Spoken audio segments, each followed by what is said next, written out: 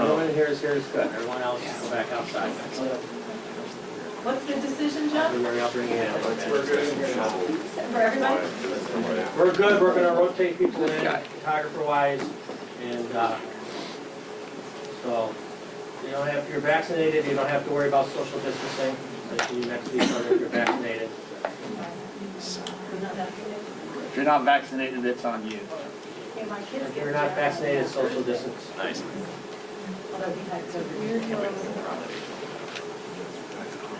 For the record, I'm not excited about having to think about lipstick again.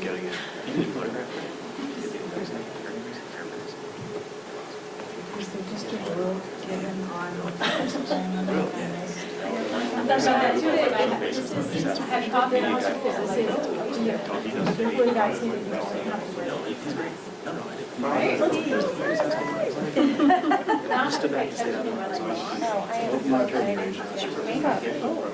It's only like 9 graduating now. I am super excited about it. I have 4 cards open.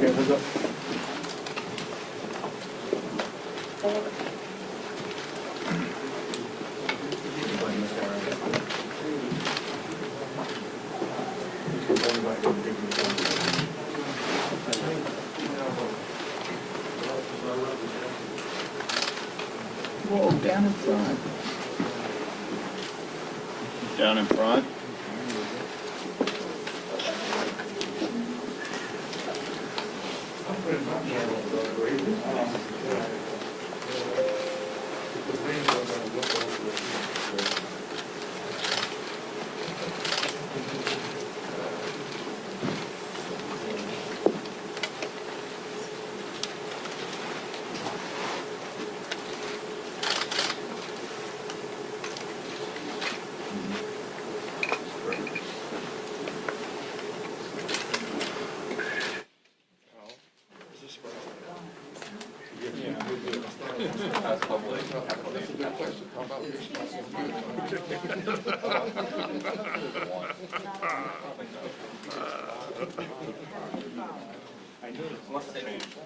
Okay, cool.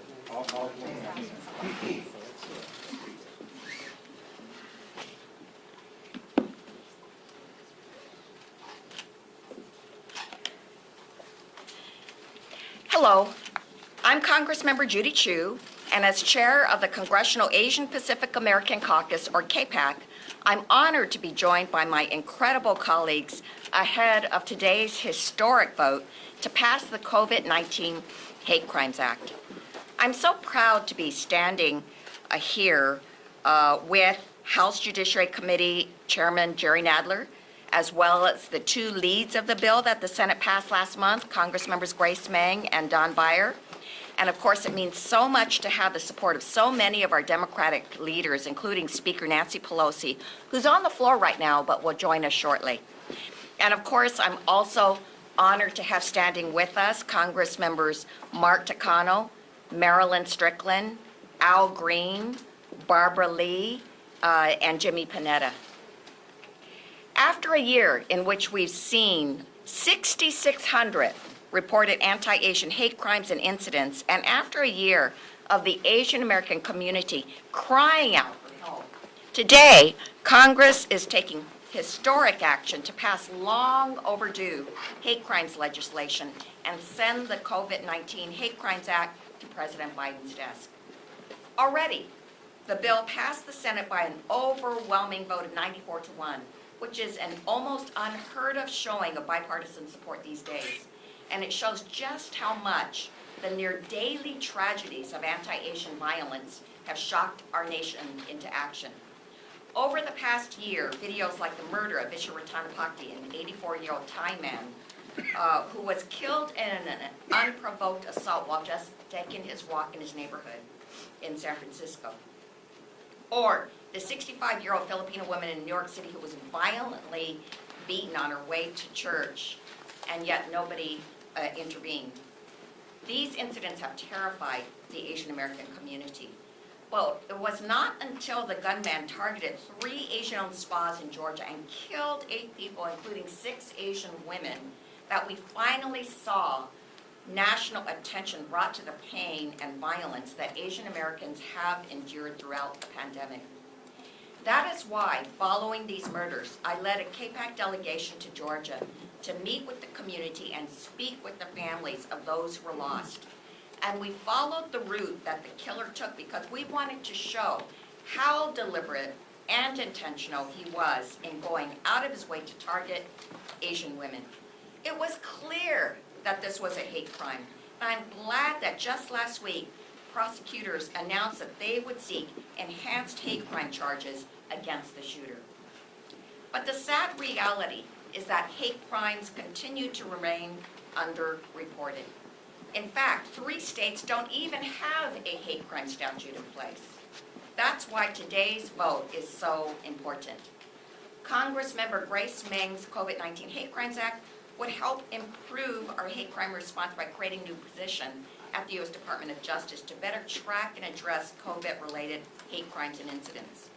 And this also includes the text of the bill that I co-lead with Congressmember Don Beyer, and that's the Jabara-Heyer No Hate Act, which will improve hate crime reporting and provide resources for states to establish their own hate crime hotlines and resources for law enforcement to improve their hate crime response.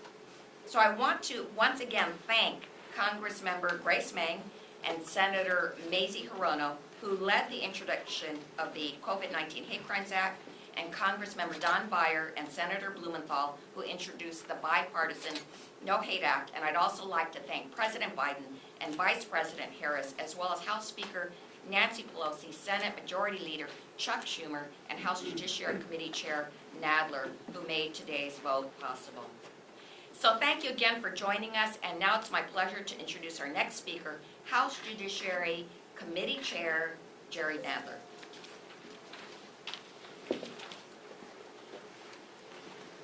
Well, thank you very much, Judy. I want to begin by thanking Speaker Pelosi for bringing this legislation to the floor, Grace Meng and Don Beyer for introducing the bills that make up today's legislation, and Judy Chu for all of her work advocating for the AAPI community.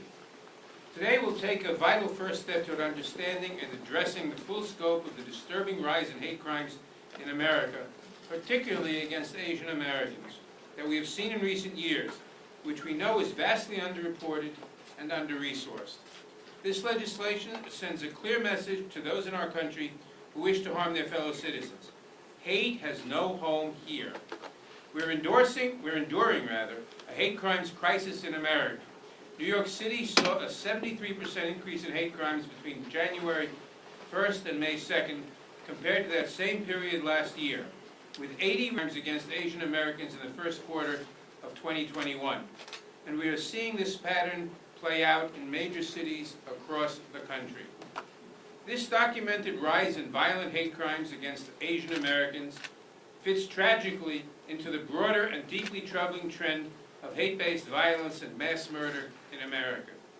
Hate crimes surged in 2019. Even worse, they became more violent. A record 51 bias-motivated murders occurred in 2019 alone, including the devastating mass shooting of 23 people at a Walmart in El Paso, Texas. The data is both humbling and frightening and shows no sign of letting up. In a single weekend just this month, there were at least 4 more heartbreaking attacks on Asian Americans in my home city of New York. This violence is echoed in reports across the country. On March 30th of this year, community leaders after yet another devastating attack in our community, where a man attacked a 65-year-old woman of Filipino descent on a busy sidewalk in my district. For those who have seen the video, you know that he stomped on her repeatedly while yelling racial epithets as she lay injured on the ground. As I said during our March hearing in the Judiciary Committee on Violence and Discrimination Against Asian Americans, the victims of this racist hate are not strangers who pose a threat merely because of their race or ethnicity. Rather, they are our neighbors, our friends, our family members, our constituents, and our fellow Americans. And the increasing danger they face is not just from the pandemic, fellow citizens. Everyone deserves to live without fear of violence against themselves and their families. And our country needs a way forward past this era of violence and hate. The swift passage and implementation of the COVID-19 Hate Crimes Act will prove crucial to this endeavor. I look forward to sending this important legislation to President Biden's desk and seeing it signed into law. And I thank everyone here who has made that possible. Now I want to introduce one of the sponsors of the legislation, Congresswoman Grace Meng.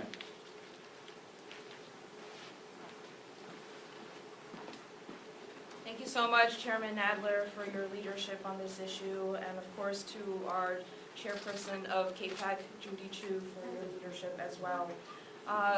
Good morning. I'm Congresswoman Grace Meng from Queens, New York. First, happy Asian Pacific American Heritage Month. Every year in May is a time to celebrate the accomplishments and contributions of Asian Americans, but this year is different. It's different because the past year and a half has been one of pain and struggle, marked by despicable and sickening acts of hate and violence against the Asian American community. Those of Asian descent have been blamed and scapegoated for the outbreak of COVID-19, and as a result, Asian Americans have been beaten, slashed, spat on, and even set on fire and killed. The Asian American community is exhausted from being forced to endure this rise in bigotry and racist attacks. Asian Americans are tired of living in fear and being frightened about their kids or elderly parents going outside. People often ask what Congress is doing about this, and we are here today to say that Congress is taking action. Asian Americans have been screaming out for help, and the House and Senate and President Biden have clearly heard our pleas. Over a year ago, I first introduced my COVID-19 Hate Crimes Act to combat xenophobia and violence, and I'm so thankful to see the measure moving forward in the House today, following the nearly unanimous and overwhelmingly bipartisan support the bill received last month in the Senate, thanks to Senator Hirono and Majority Leader Schumer. I'm truly heartened to see so many of my colleagues over the last year and few months stand against this intolerance and join us in saying that enough is enough. There is no place for hate, underscoring that the discrimination and violence against those of Asian descent is unacceptable and will not be tolerated. That Congress has the Asian American community's back, and making clear that an attack on the Asian American community is an attack on all of us. I also want to thank the many different communities that have shown tremendous solidarity with Asian Americans in our fight against this discrimination. Leaders from the Black, Hispanic, Native American, Jewish, Muslim, LGBTQ communities, and so many others that have stood by our side and spoken up for us. In my entire lifetime, I have never seen and felt so much solidarity and such a widespread showing of concern and support from so many beyond the Asian American community. This allyship has been vital to fighting this prejudice and violence.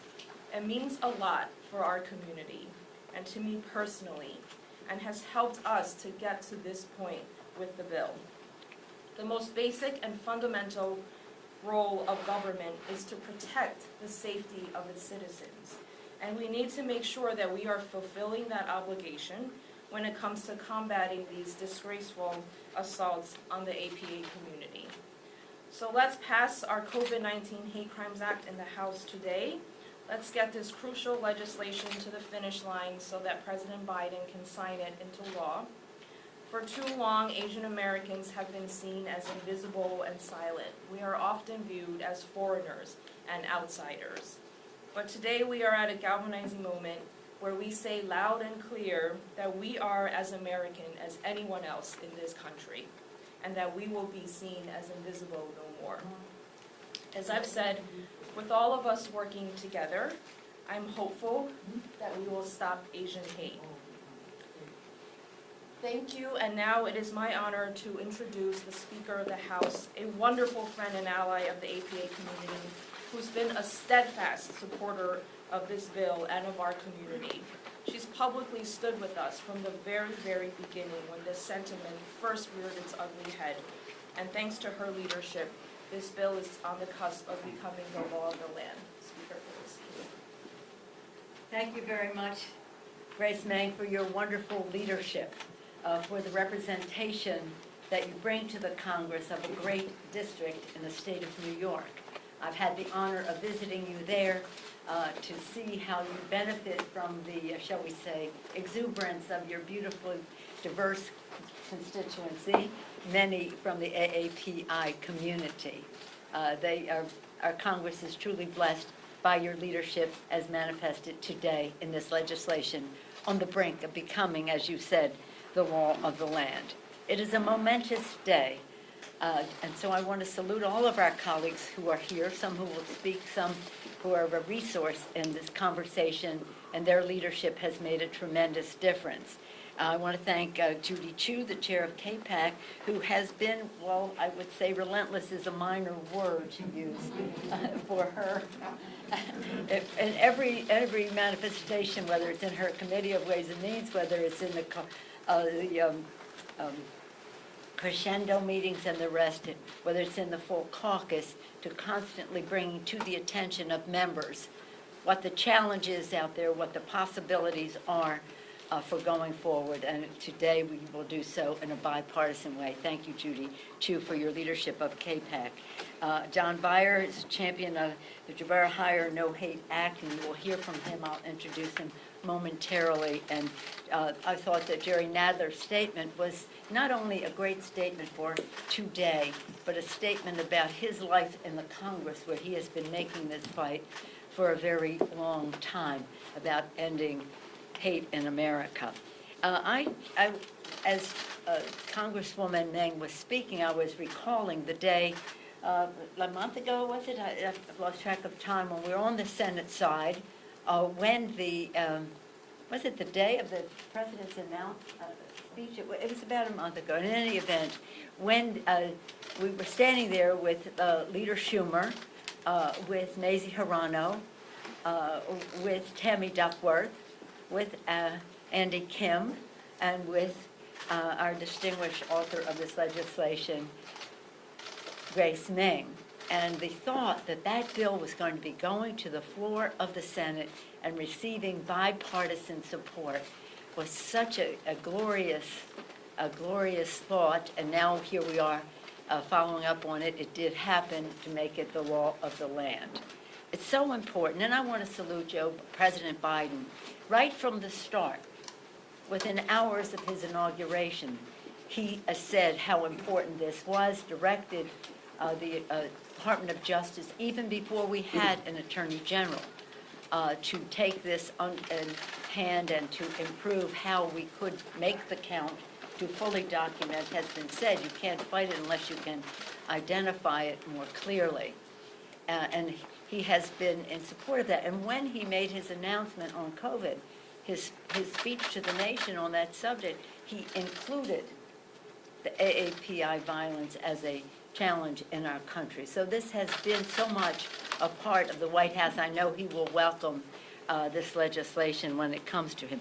Nearly 3,800 incidents of anti-AAPI attacks in all 50 states have been reported over the past year. Businesses vandalized and seniors attacked, families in fear. I can speak to that firsthand from my own district, which is magnificently blessed by a large AAPI community. As a Californian, I've seen the pain, as I say, in my own community, including AAPI serving clinic in Chinatown, and when speaking to Bay Area AAPI groups in Chinatown, when we were there to talk about vaccines and reaching out and the rest, to hear from the community directly. This epidemic of anti-AAPI bigotry is a challenge to the conscience of our country, which demands bold, effective action.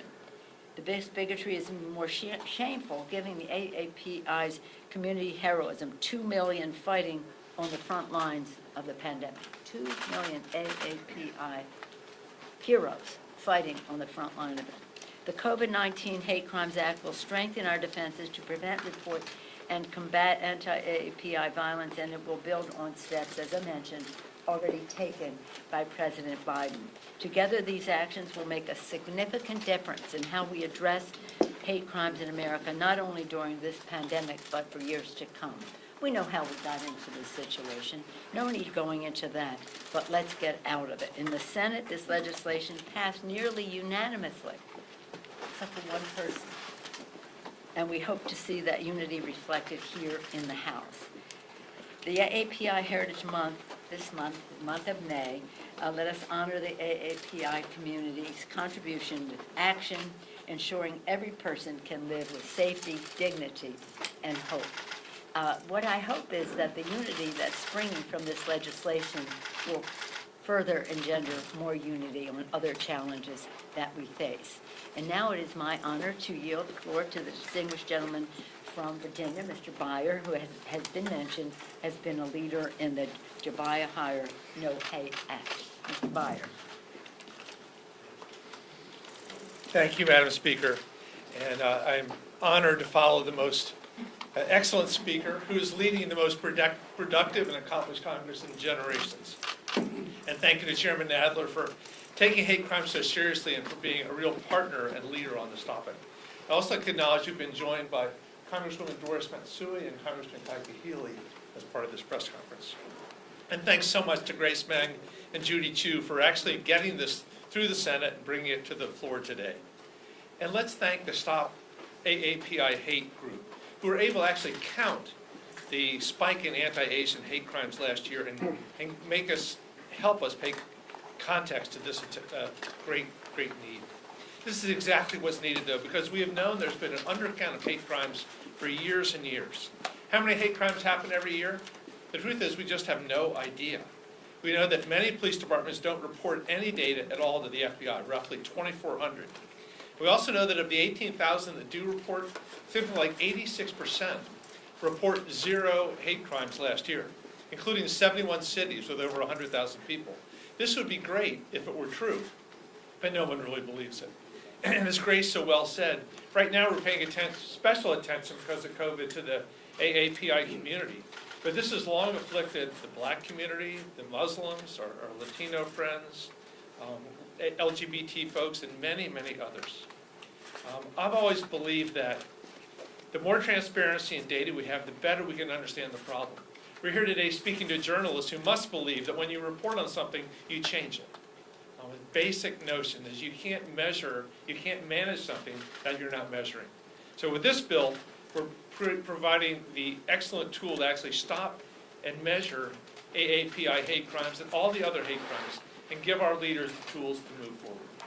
And with that, let me yield back to our MC for the day, the leader of this effort, Madam Chu. Yes, and now we'll open it up to questions. Yes. Ms. Chu, I think all of us have seen videos of the horrific hate directed at Asian Americans. There were 2 Asian women in New York who were attacked with a hammer. In Nancy Pelosi's district in San Francisco, there were 2 women who were stabbed while waiting at a bus stop. We're not hearing too much about the role of mental illness in these incidents. Can you talk a little bit about whether you believe that mental illness is playing a part in some of these hate incidents? Well, one thing I can say definitively is that these hate crimes have taken a huge toll on the AAPI community's mental health.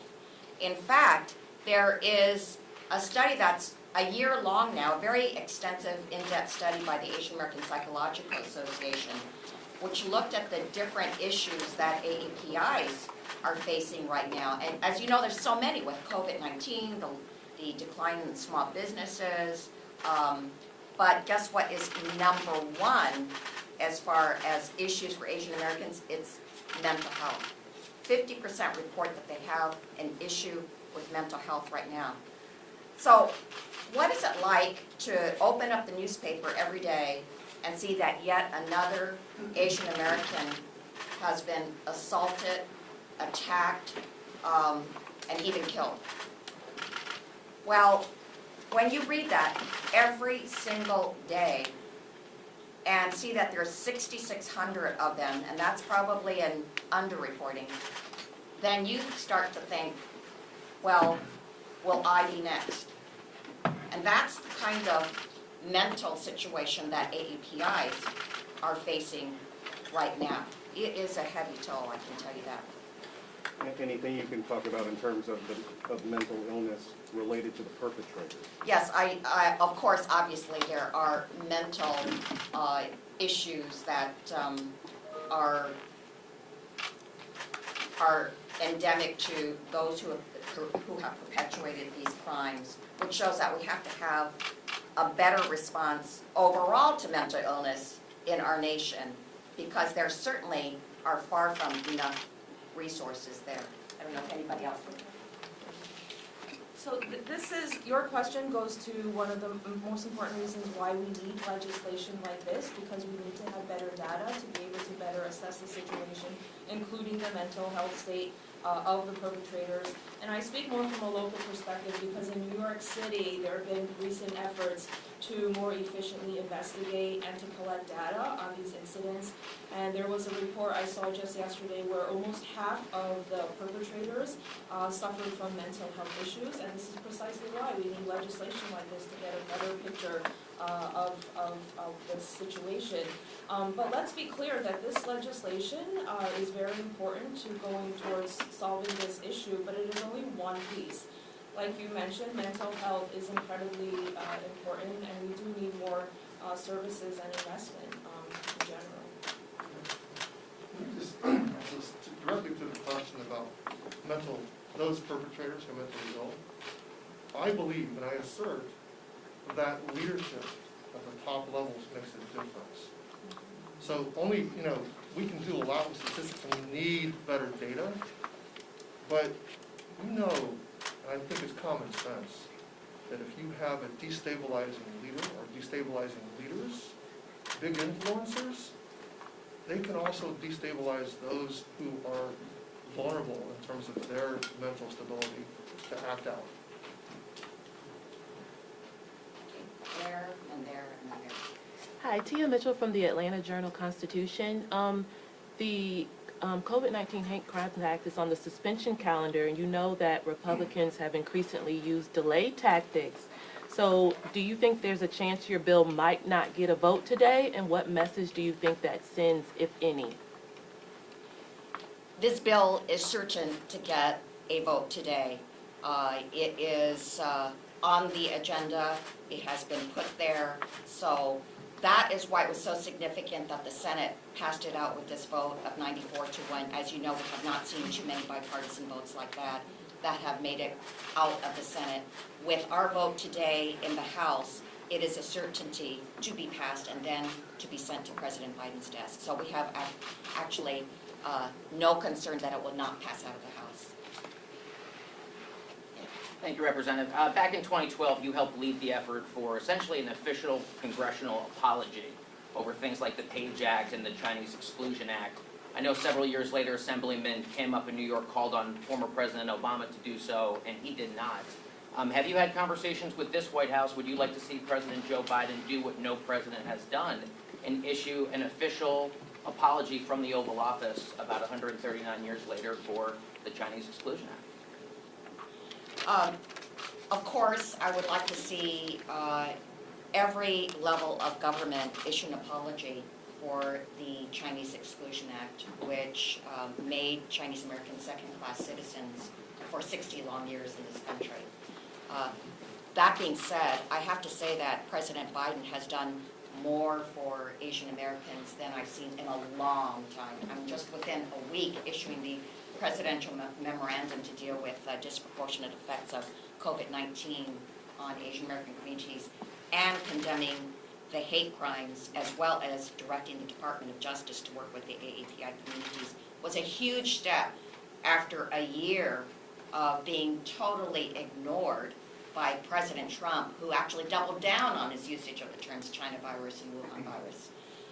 And President Biden continued on by meeting with leaders in Georgia, the AAPI leaders after the shooting, and then having the flags flown at half-staff, and then meeting with us in the Oval Office to discuss even further ways that he is going to combat AAPI hate crimes. So he has been a complete role model in terms of his response to the AAPI community.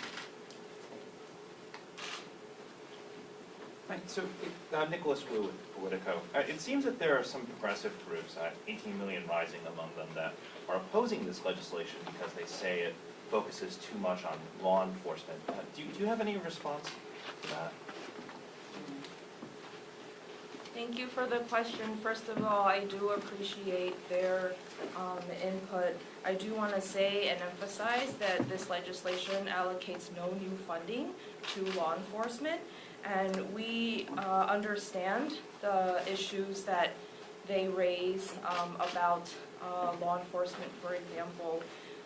But this legislation does assume that law enforcement is currently underreporting these kinds of incidents, and it makes it easy to ignore hate crimes altogether.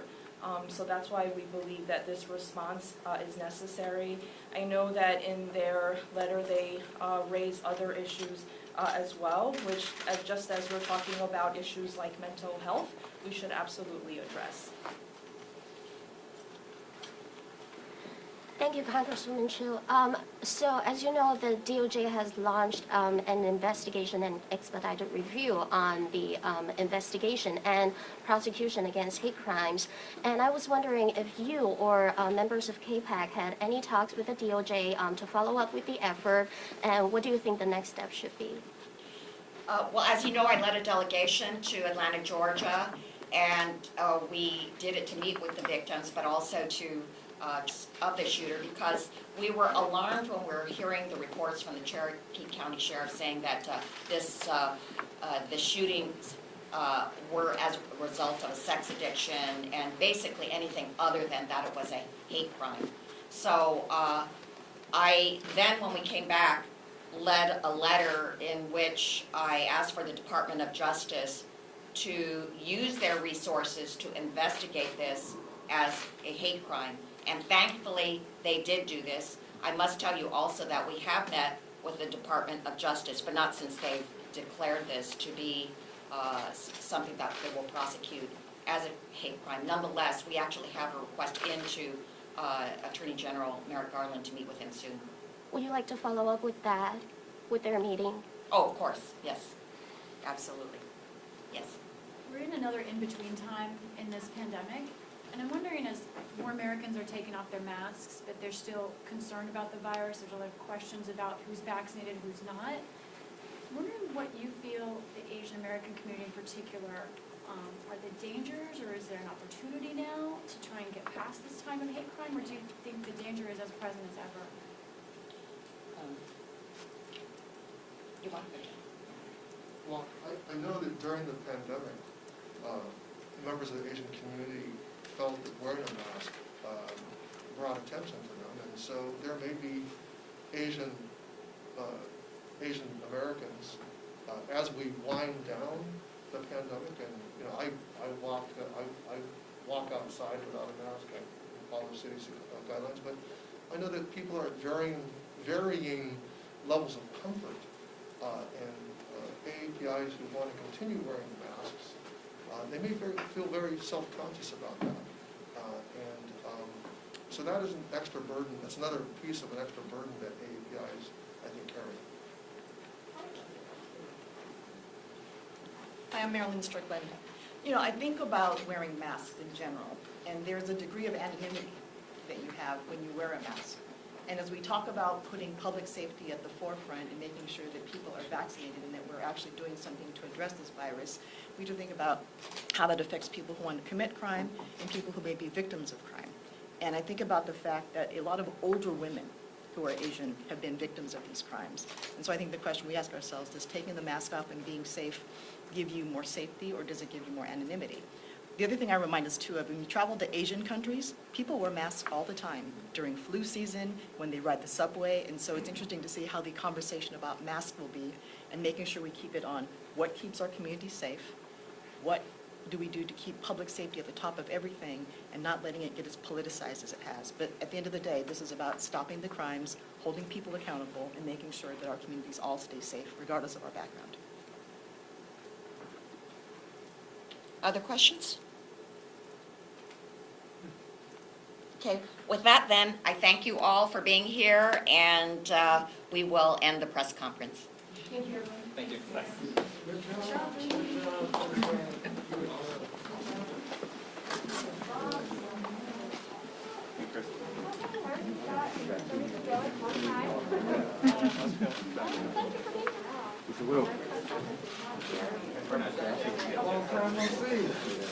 Oh, Aaron, you're Aaron. Okay. Nice to meet you in person. Okay, President. I'm like, no offense. I hope you don't take it wrong. I just want to help.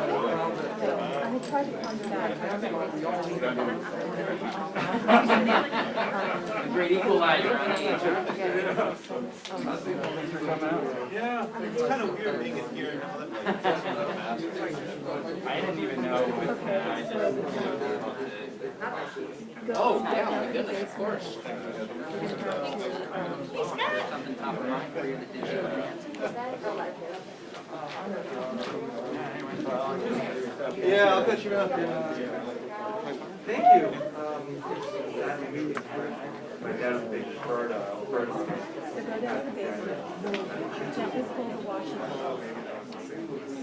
Oh, no, I'm Stevie. You were here.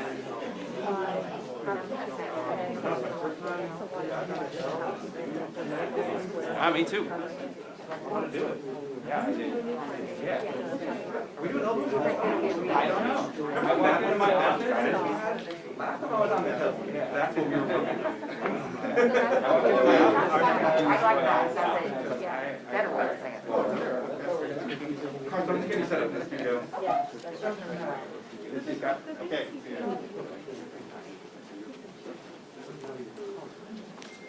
Pardon? It's the one that was hidden by the washing machine.